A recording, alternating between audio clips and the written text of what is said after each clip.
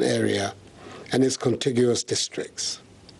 I explained at the time that the decision was taken to give government the opportunity to try to contain the spread of the virus, scale up effectively the tracing of persons who had come into contact with infected persons, test them for the virus, and if necessary, quarantine and isolate them for treatment, should they prove to be positive for the virus. The decision to restrict movement has occasioned a number of severe difficulties for all of us across the country, especially for the poor and vulnerable, and not only for those resident in the affected areas. Let me express my gratitude to all of you for bearing with government, all health workers, and with members of our security services throughout this period. I requested all of us to sacrifice for our collective good, and we have been doing just that. I thank all our healthcare workers, the men and women of our security services, and members of the media for the work they've been doing in helping to combat the spread of the virus. Let me also thank the individuals and organizations who have made contributions to COVID-19 National Trust Fund. It is truly appreciated. Fellow Ghanaians, since the first 2 cases of infections were recorded on our shores, we have to date traced some 86,000 contacts, out of which we have test results of 68,591 contacts. There is thus a backlog of some 18,000 tests whose results are yet to be received. The overwhelming majority of these contacts have been established in the last 3 weeks of the partial lockdown in Accra and Kumasi. Out of this number, 1,042 persons, i.e. 1.5%, have been confirmed as positive, with 67,549, i.e. 98.5%, testing negative.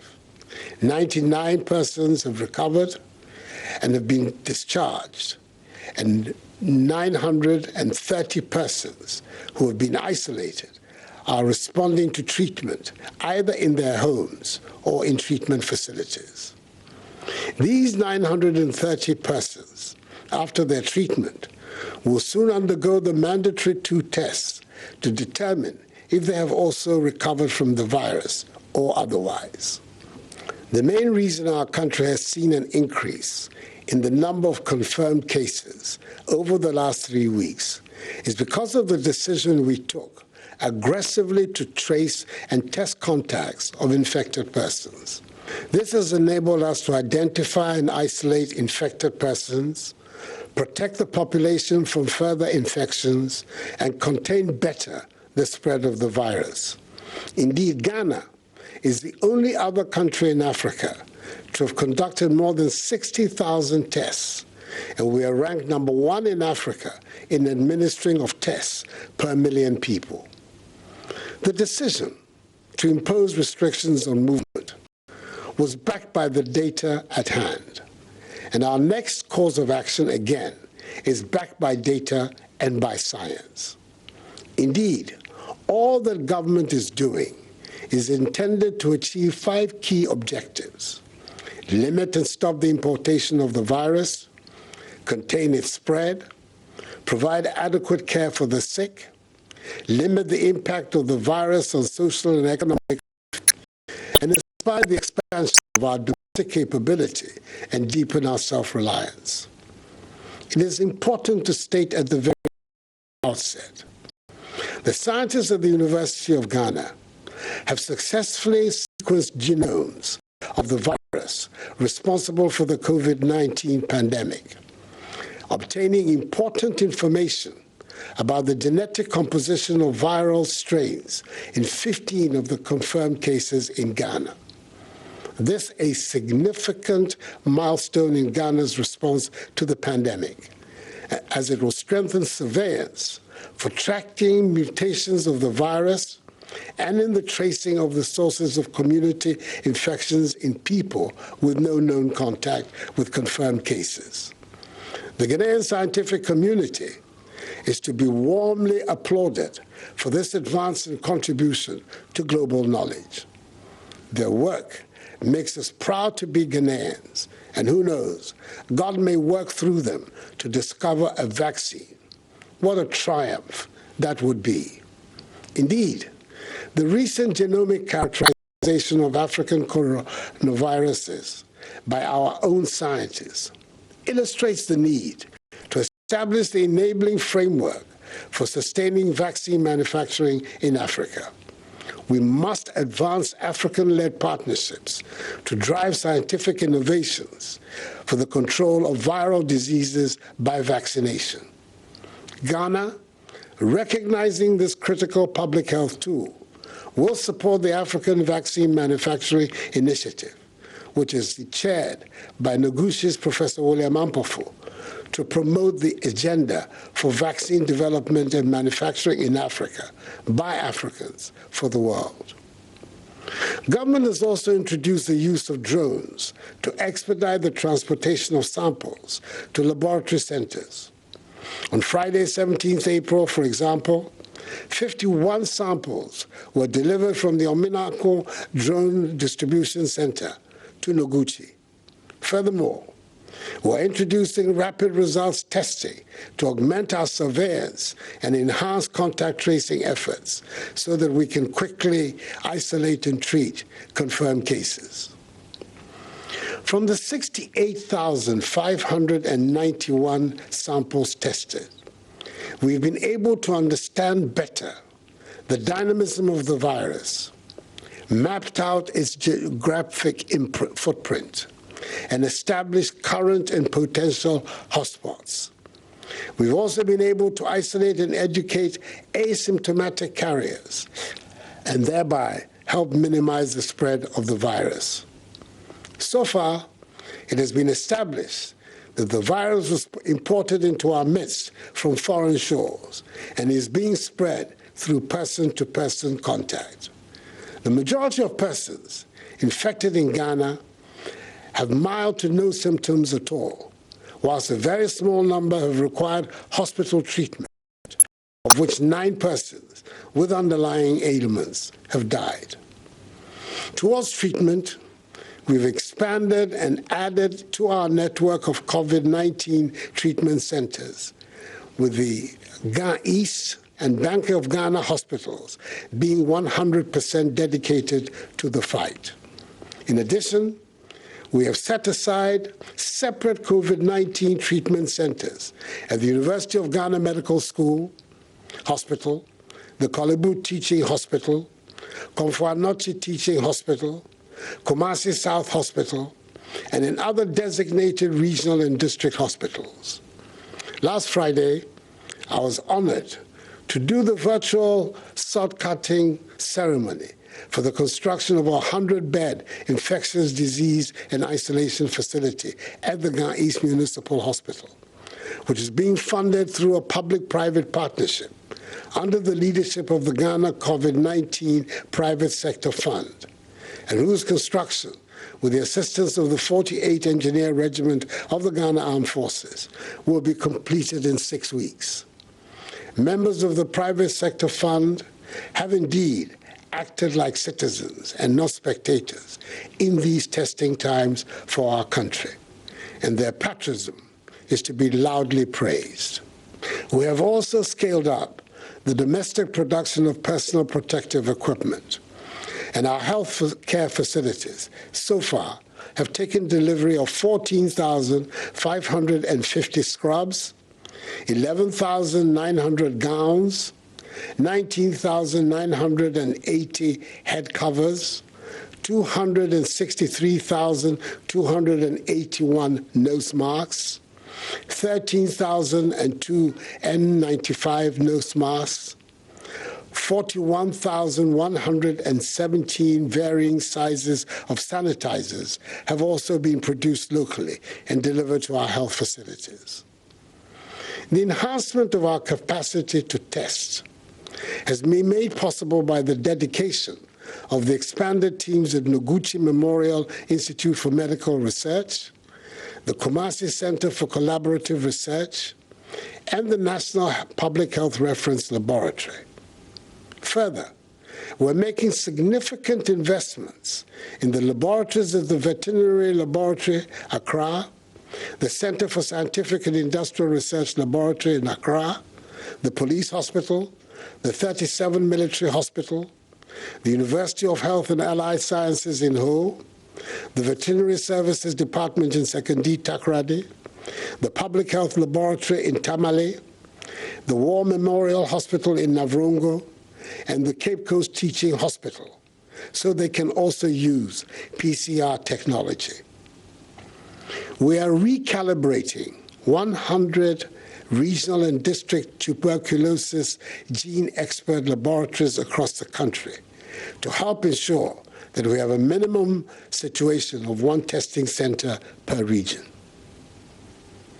Fellow Ghanaians, in view of our ability to undertake aggressive contact tracing of infected persons, the enhancement of our capacity to test, the expansion in the numbers of our treatment and isolation centers, our better understanding of the dynamism of the virus, the ramping up of our domestic capacity to produce our own personal protective equipment, sanitizers, and medicine, the modest successes chalked in containing the spread of the virus in Accra and Kumasi, and the severe impact on the poor and vulnerable, I've taken the decision to lift the 3-week-old restriction on movements in the Greater Accra metropolitan area and Kaswa, and the Greater Kumasi metropolitan area and its contiguous districts, with effect from 1 a.m. on Monday,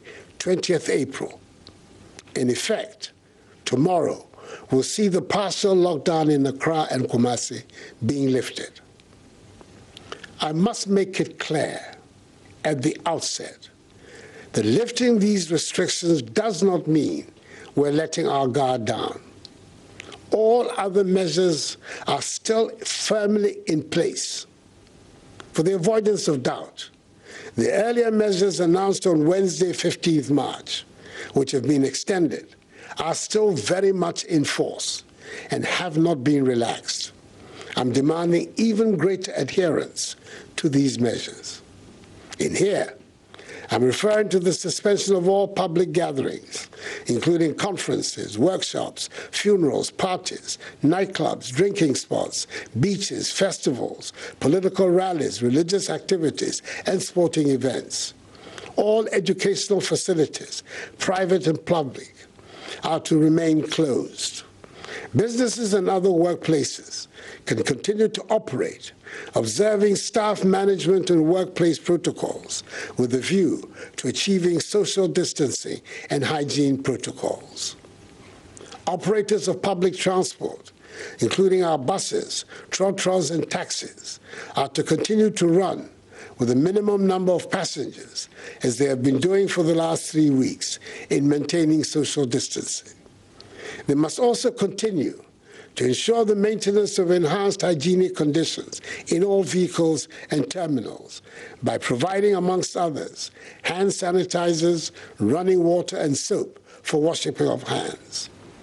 Domestic airlines are required to adhere to the same protocols. The Ministry of Local Government and Rural Development, together with metropolitan, municipal, and district assemblies, will continue to implement measures to enhance conditions of hygiene in markets across the country and expand the policy of alternate days for alternative products to improve social distancing in all markets.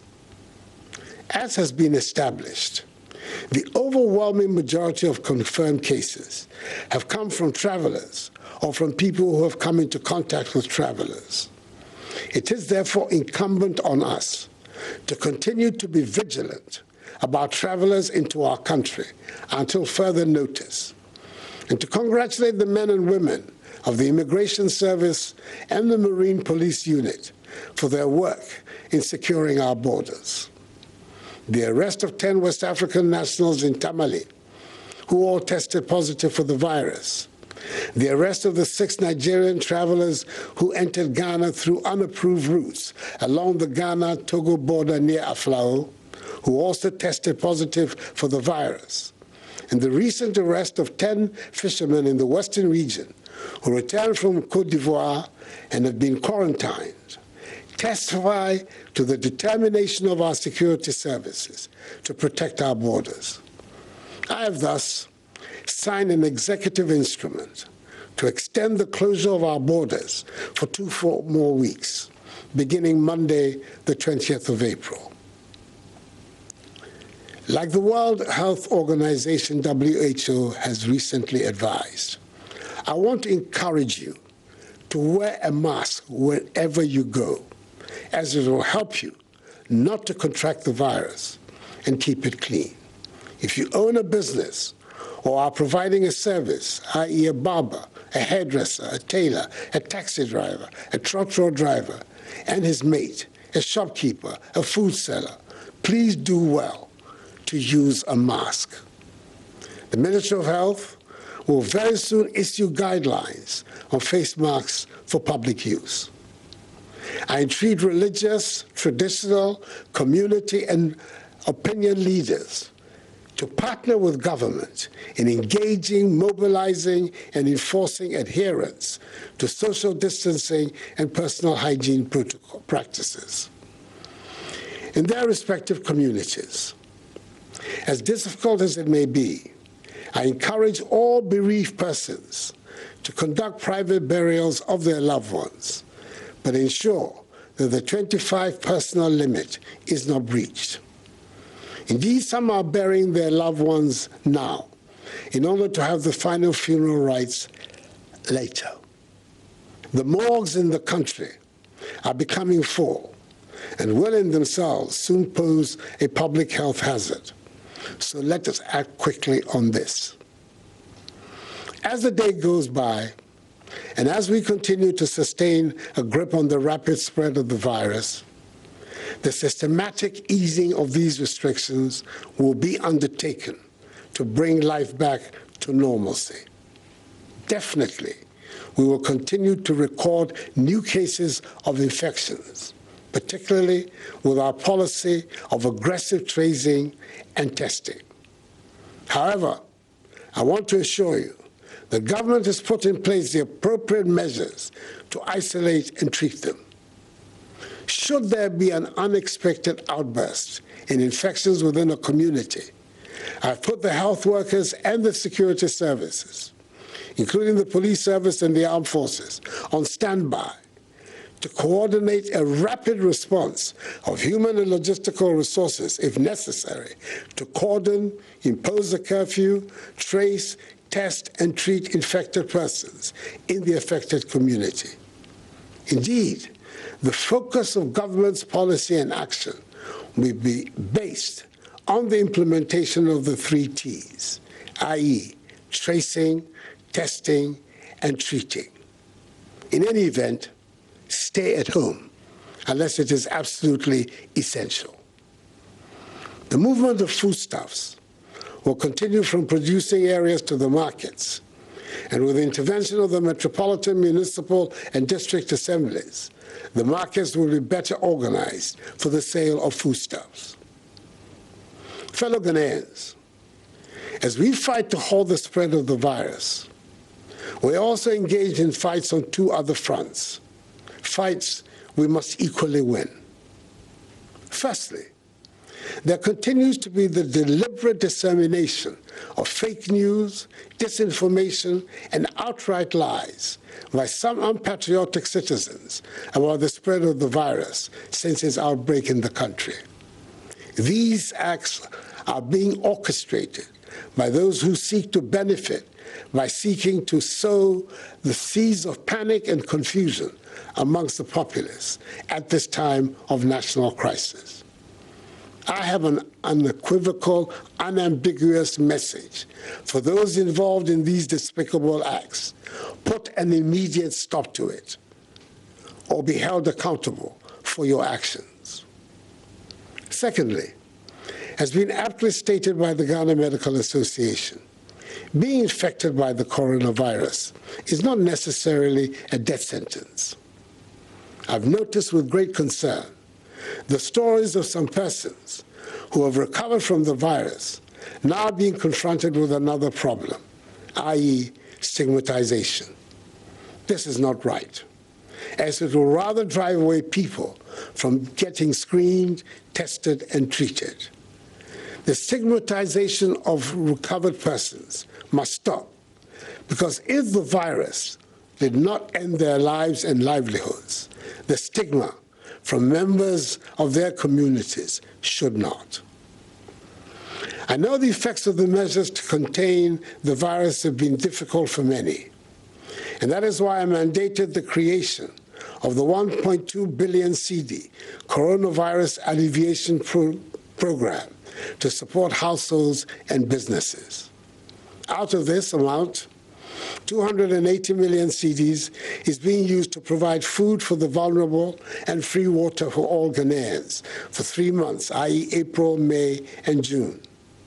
323 million cedis is being used to motivate our health workers, and 600 million cedis of assistance is being provided to micro, small, and medium-scale businesses. I expect disbursements of the 600 million cedis to start in May. Government is fully absorbing electricity bills for 1 million active Lifeline customers and is granting a 50% subsidy on electricity bills of all other customers using their March 2020 bill as their benchmark for the months of April, May, and June. In total, the relief on electricity will amount to some 1 billion cedis. Again, government through the Ministry of Gender, Children and Social Protection, the Ministry of Local Government and Rural Development, and the Ministry of Food and Agriculture through the National Buffer Stock Company, in collaboration with the MMDCs and the District Disaster Management Committees, has provided over 2.5 million cooked food packs to vulnerable persons in the affected districts of Accra and Kumasi. Dry food packs have also been distributed in collaboration with the faith-based organization to 450,000 families in the same areas as against the original target of 400,000. I express my profound gratitude to the private sector and faith-based organizations and traditional authorities for their support in this endeavor. I also commend highly the many individuals and private organizations who on their own organized hot meals and fed a number of vulnerable people within the restricted areas. To these individuals, I call for being good neighbors to your fellow Ghanaians. As we continue to battle this pandemic, it is imperative we plan to restore Ghana onto a sound economic footing and create a path towards growth and transformation. The recent $1 billion United States dollar rapid credit facility, secured from the IMF without any precondition and approved by Parliament, will be used to help close the financing gap that has been created by the pandemic through shortfalls in revenues and additional expenditures. I welcome the 3 billion cedi credit and stimulus package from the commercial banks with the support of the Bank of Ghana to revitalize industries, especially in the pharmaceutical, hospitality, service, and manufacturing sectors. The Minister for Finance, that hard-working, outstanding national treasurer, together with his counterpart in South Africa, as co-chairs of the Committee of African Finance Ministers, have been leading a Pan-African effort to bring debt relief to the continent in these difficult times. The recent $1 billion United States dollar rapid credit facility, secured from the IMF without any precondition and approved by Parliament, will be used to help close the financing gap that has been created by the pandemic through shortfalls in revenues and additional expenditures. I welcome the 3 billion CD credit and stimulus package from the commercial banks with the support of the Bank of Ghana to revitalize industries, especially in the pharmaceutical, hospitality, service, and manufacturing sectors. The Minister for Finance, that hard-working, outstanding national treasurer, together with his counterpart in South Africa, as co-chairs of the Committee of African Finance Ministers, have been leading a Pan-African effort to bring debt relief to the continent in these difficult times. Last Friday, they achieved a 9-month debt standstill from the World Bank for all qualifying members of the International Development Association, IDA, starting from 1st May 2020. Totaling some 44 billion United States dollars for the countries of Africa. In the case of Ghana, this amounts to a freeze in principal and interest payments for the year, amounting to some 500 million United States dollars. This will create greater fiscal space to help make the Ghanaian economy much more resilient. I've charged the finance minister to leave no stone unturned to achieve an even greater and comprehensive debt relief program for Africa. Our success in defeating the virus is largely within our control. That means each and every one of us must exercise at all times during this period without the partial lockdown in Accra and Kumasi a strong sense of selflessness, self-control, and self-discipline. It is important to stress strongly that coming out of the partial lockdown in Accra and Kumasi does not mean we are out of the pandemic. We will continue to monitor closely events in some hotspots in the Greater Accra metropolitan area like Wejagbawe, Ga East and Ayawaso East municipalities, and Tema metropolis, and in the eastern region like Eswejamai and Lower Manya Krobo districts. Whenever the situation so warrants, a community in which the virus is identified as becoming prevalent will be locked down until there is a clear understanding of the trajectory of the virus that would allow us to contain it. We must obey the measures still in place, including the new ones, because we know our survival depends on them. And the harder we are on ourselves in obeying them, the quicker and more enduring will be the victory. To Ghanaians in all parts of the world, I urge you to remain steadfast in abiding by the rules and regulations that have been put in place by your host countries to combat the virus.